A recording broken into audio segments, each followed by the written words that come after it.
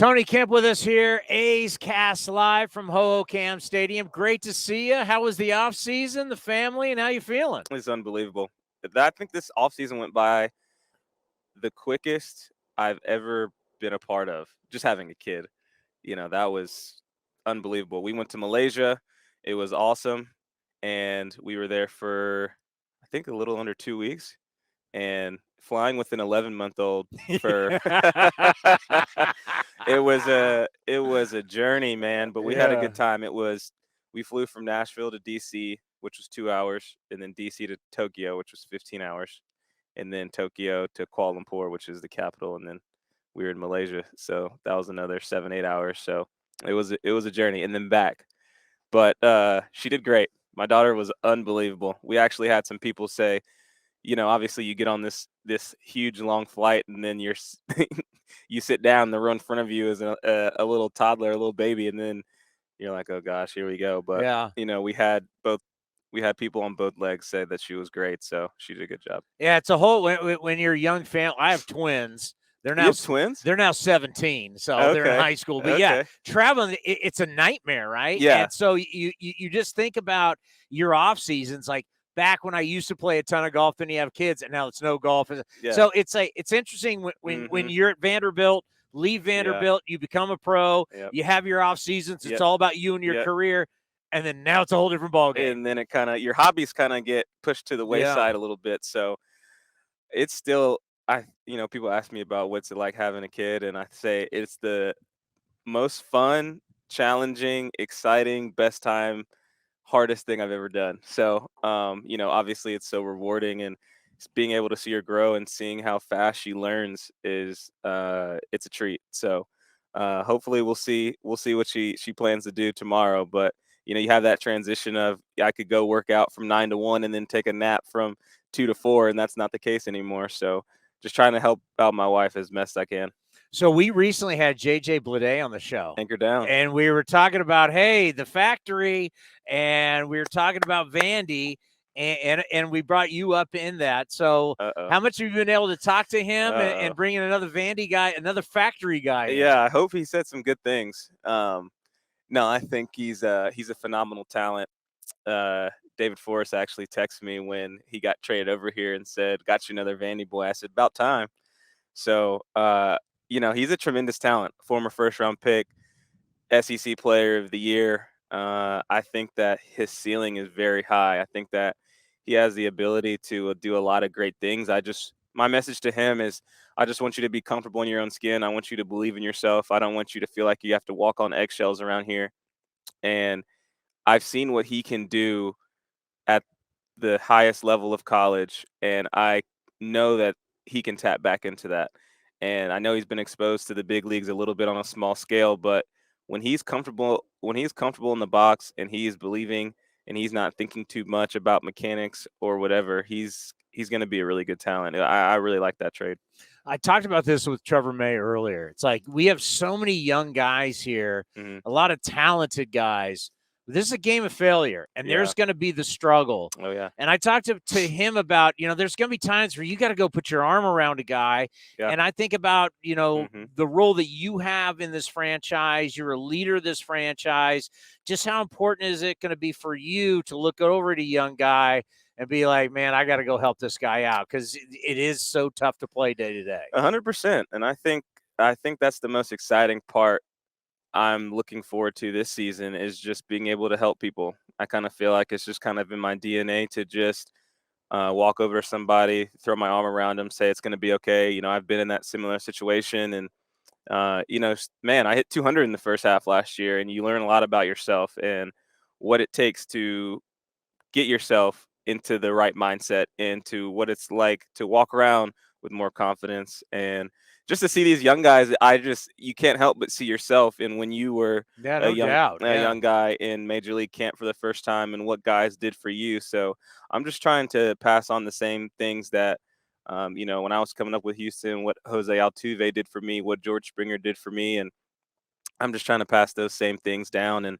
obviously, when I came to this organization, Matt Chapman, Matt Olson, Marcus Simeon, Mark Canna, those were the guys who, on the position player side, that I had looked up to. And I'm just looking to pass on those same things that those guys told me. It is not easy to play at a high level defensively at multiple positions. It's hard enough to do it at one position, Yeah. let alone multiple positions. Oh, yeah. You're able to do that. The Yeah. numbers back it up.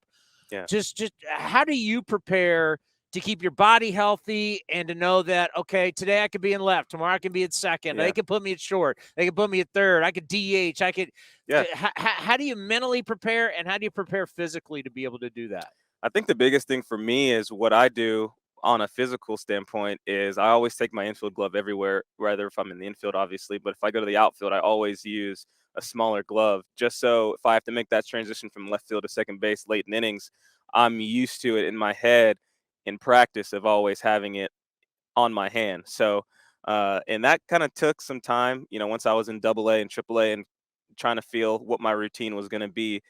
But I also think from a day in, day out standpoint, it comes with visualization. And that's kind of like the night before of if I know once I get that lineup text that I'm in left field, okay, kind of before I go to bed, I'm visualizing making good plays in the outfield or having that glove on in the outfield. And then if I get a text, hey, you're at second base, it's me fielding a ground ball, me fielding those tough plays, me making the not routine plays. And I feel like it starts the night before the contest even starts.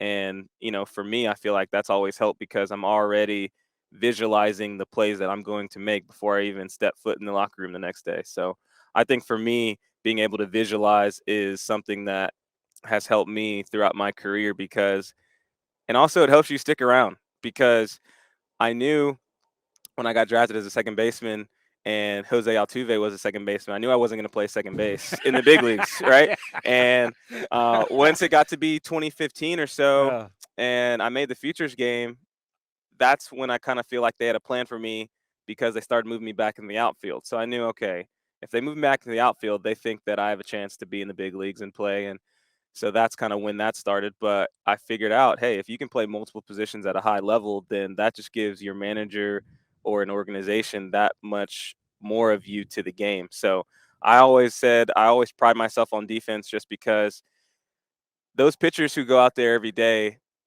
they work their butt off and they're trying to put food on the table just how I am. And nobody wants to obviously be standing out there more than they have to. So I will always lay out. I will always give everything I got out there because, it's more than just a game for me. It's this is how people take care of their families. So I look at it on a deeper scale than just a game. Let's end on this.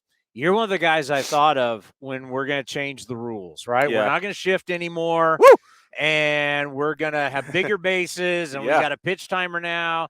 I grew up in an era watching Ricky Henderson, Vince Coleman, Kenny Lofton. Kenny Lofton was there. I think about Tim Raines. I mean, I go Tony back Womack. to the 80s, baby, where guys were stealing at will. That was a part of the game. Come on. I got to think this for you is like, it's huge. Let's go. Yeah, I think it's going to be I think my goal right now is for me to steal at least 20 bags this year. That's the goal. 20. I got more than that. All right. Well, that's good. Yeah. I got to start at 20. So we're going to start there, and we're just going to take a day at a time and kind of realize where we're at. But I think taking advantage of these new rule changes is going to be big for me, especially the shortstop. That's not going to be 5 feet to the right of second base because my bread and butter has always been no matter what. If I get 2 strikes on me, I've always been able to have good enough hands to work the ball right back up the middle. Well, they saw that, and they would always put the shortstop on the right side of the second base bag.